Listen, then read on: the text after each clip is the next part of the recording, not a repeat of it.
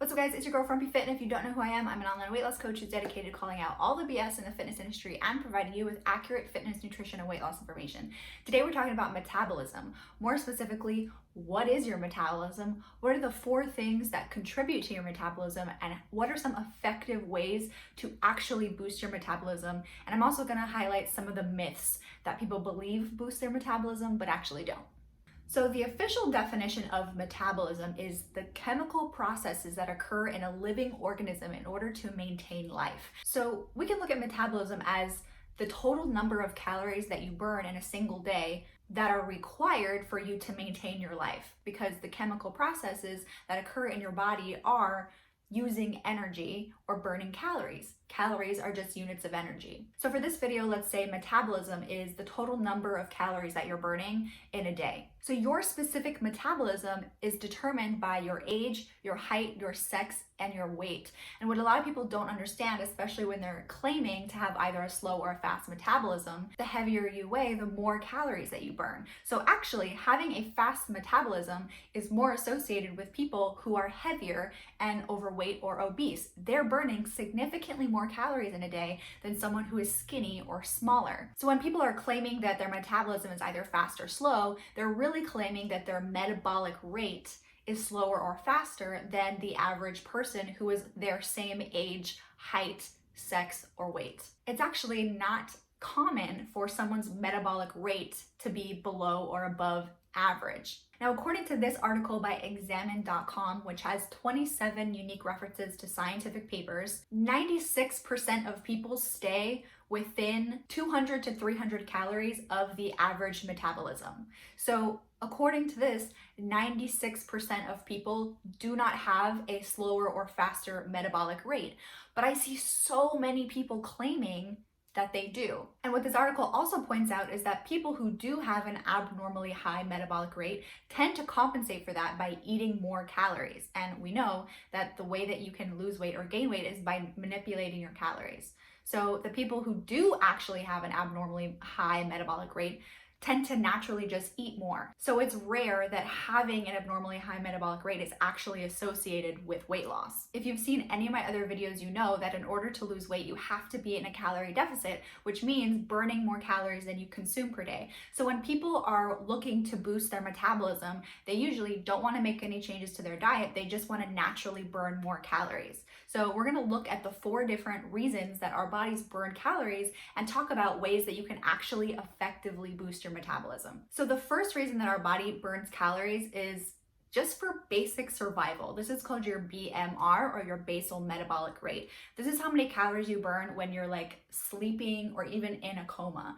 Your body requires lots of energy in order to just survive without even taking into consideration any movement at all. When I tell people that they have to burn more calories than they consume every day, a lot of people assume that I mean you have to burn more calories through exercise than you consume every day.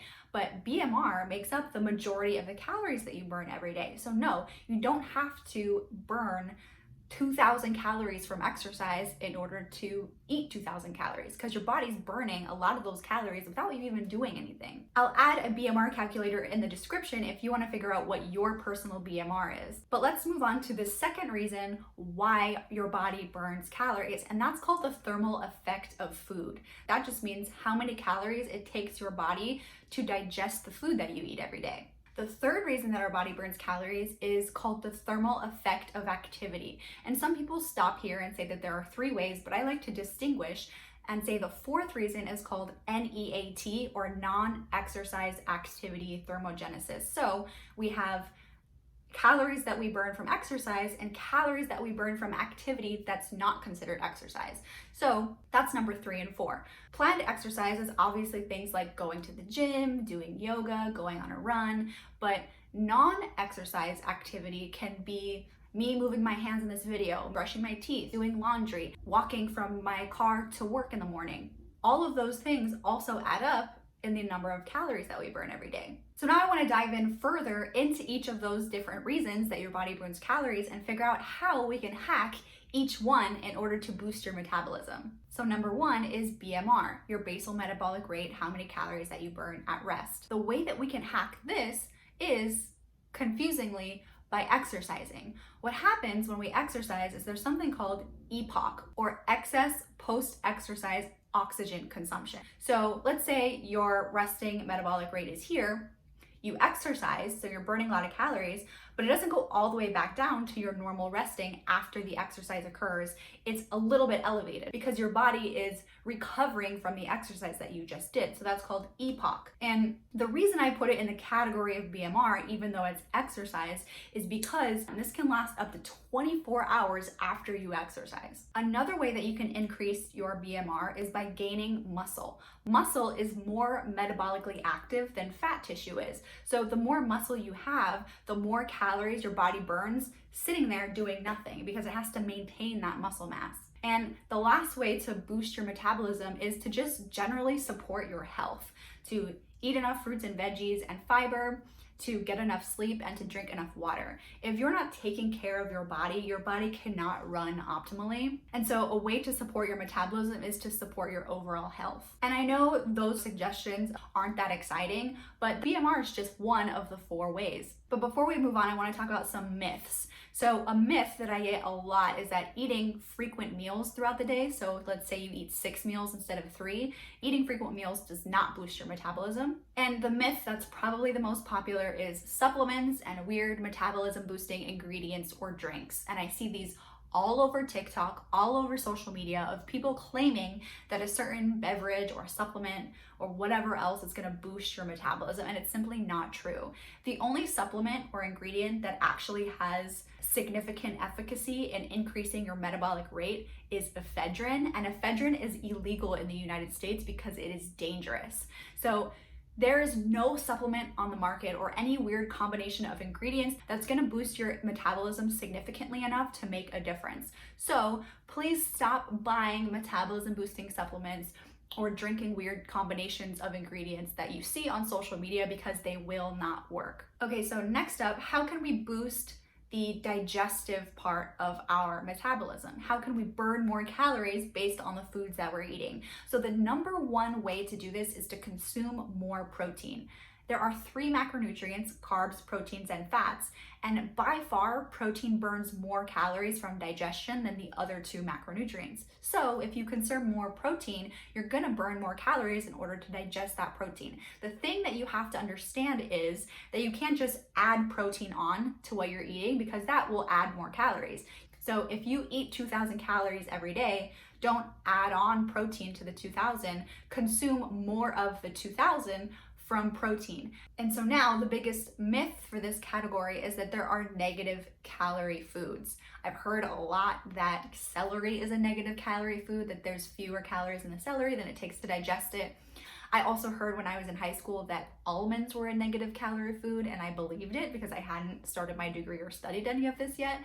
I just listened to what anybody told me, and negative calorie foods just don't exist. Now we're moving on to the 3rd reason, which was thermal effective activity, or planned exercise. So obviously any exercise you do is going to burn calories, which boosts the number of calories you burn total for the day. But the ways that we can hack this are going back to what I said in BMR, where weightlifting will help you build muscle, which is more metabolically active, and we want to take advantage of EPOC, excess post-exercise oxygen consumption, which you'll get from intense workouts, something like HIIT, where you're going super intense for a shorter amount of time. That's going to be great for boosting your metabolism for like the next 24 hours after you've done that intense exercise. But also, I really think that people get so caught up in trying to pick the exercise that burns the most number of calories instead of thinking about what they're actually going to enjoy doing. I think people super underestimate actually enjoying the exercise that you're doing.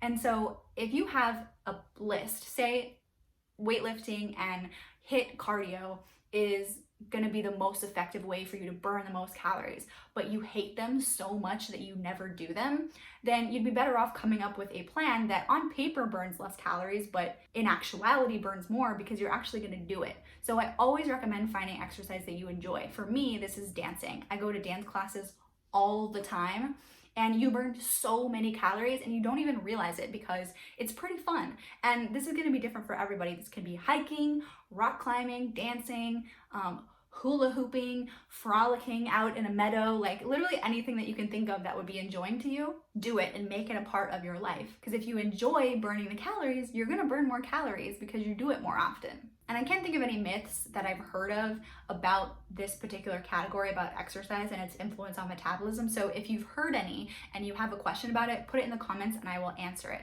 And the last and final category is going to be that non-exercise activity thermogenesis. So the activities that we do throughout the day that we wouldn't consider planned exercise. So I always recommend to clients not to underestimate the power of this category. When I worked at my office job, I always parked on the second floor of the parking garage every single day, even if there were spots on the first floor, because then I knew I would be taking flights of stairs every single day that I otherwise wouldn't have if I parked on the first floor. So anything that you can think of that's going to increase the amount of calories you burn without actually having exercise. A huge issue that I see with people who want to boost their metabolism or want to lose weight in general is that they're looking for quick fixes. But the best way to lose weight is to create new sustainable behaviors that will get you the results in the long run, and ones that you end up not even noticing that you're doing. Okay, so for this category and the myths, I see a lot of people recommending things like chewing gum. And while it is technically true that chewing gum every single day will help you burn more calories, I just think that it's kind of a waste of time. It's a pretty small activity to be doing.